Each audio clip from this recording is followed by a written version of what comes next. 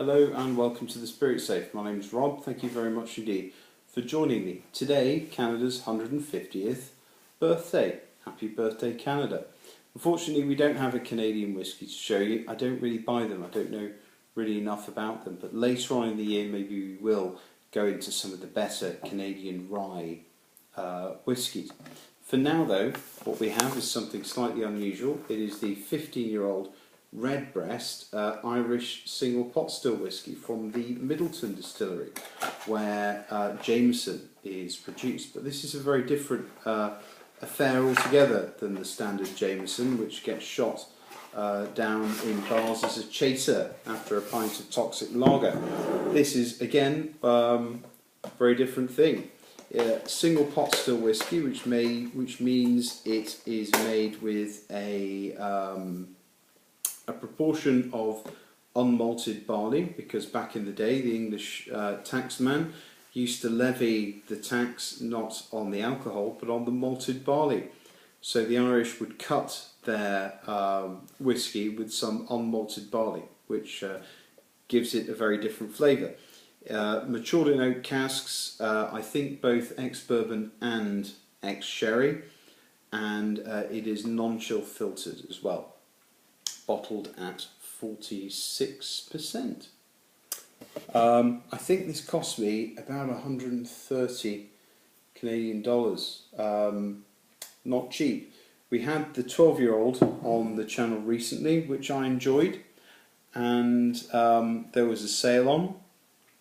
The 15-year-old came down in price, and it was a toss-up between that and the green spot, and I decided to go for the 15-year-old Redbreast instead. So here it is. I poured a glass earlier.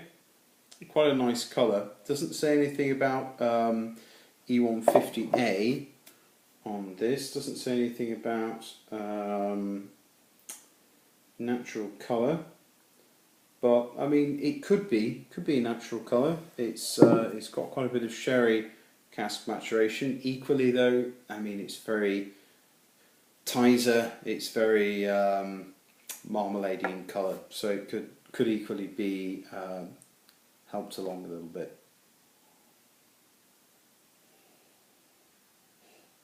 So straight out of the bottle, I did get some grape must.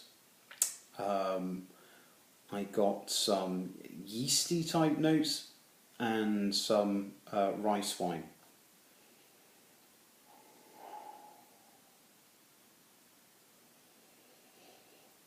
I did pick up quite a strong grape bubblegum note to it.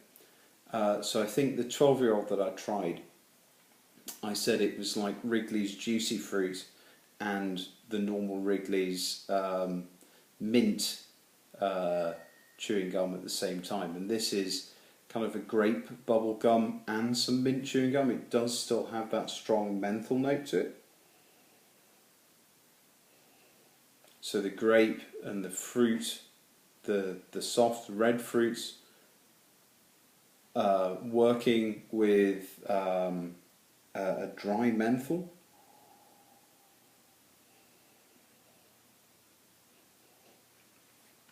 There's a nice American oak there, woody, a charcoaly, slightly, I won't say burnt note, but a slight carbon note.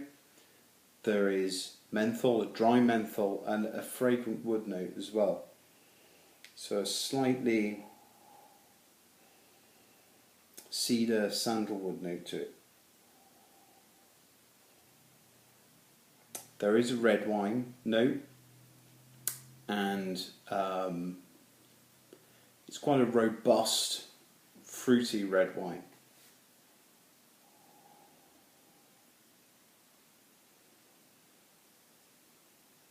I did pick up some maple syrup because this is Canada Day. After a while, last night when I was tasting it, I did pick up a hint of sulphur, but it wasn't particularly obnoxious. Just a hint there. Took me a while to pick it up, but yeah, it's there.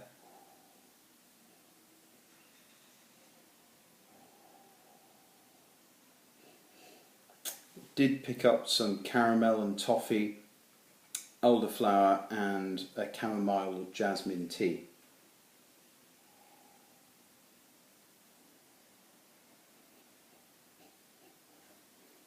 Okay, let's see what it tastes like.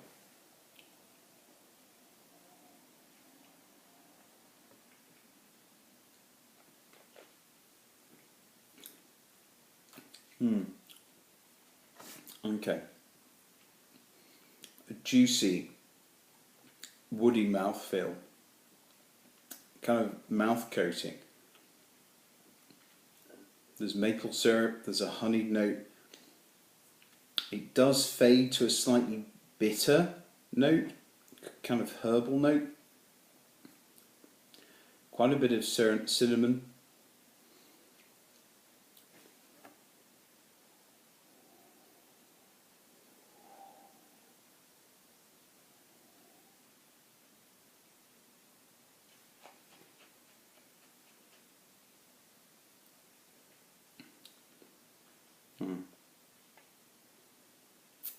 A lot more spicy that time.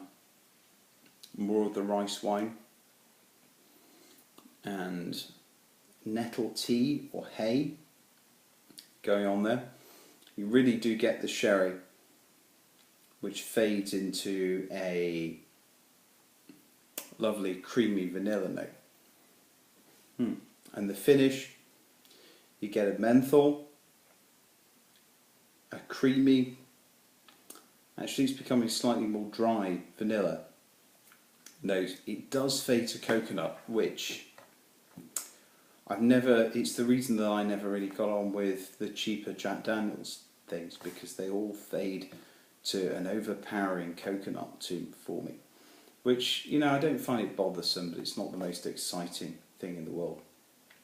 And there's a good dry herbal kick to it as well.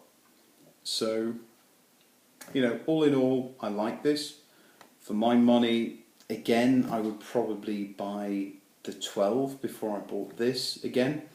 Probably not going to buy the 21, which I think is about 250 Canadian dollars at the moment. That's a bit too much for what is effectively Jameson's. But yeah, this is the second Irish single pot still I've tried.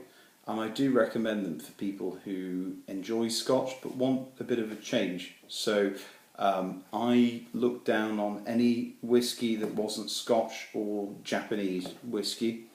But recently I've been trying the Kentucky straight bourbons and I've been trying the Irish pot stills.